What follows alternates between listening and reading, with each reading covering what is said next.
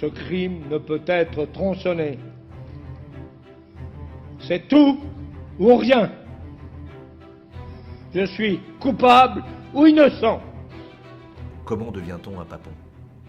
Comment peut-on être responsable de la mort d'hommes, de femmes et surtout d'enfants en croyant avoir fait son devoir? Il venait comme un ministre, il était habillé comme un ministre, il parlait comme un ministre, donc on avait l'impression de dessiner presque parfois une séance du Conseil des ministres. Ça a été quand même assez dur, il ne nous a jamais regardés.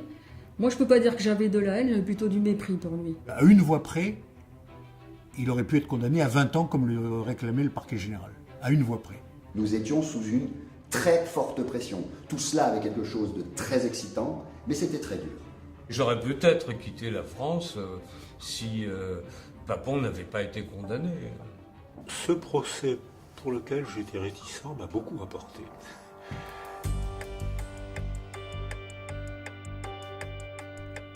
Dans la salle d'audience de la cour d'assises de la Gironde, s'ouvrait il y a 20 ans un procès retentissant. Dans le box des accusés, Maurice Papon, ancien haut fonctionnaire français et ancien ministre gaulliste, accusé de complicité de crimes contre l'humanité pour avoir organisé la déportation des Juifs pendant l'occupation à Bordeaux.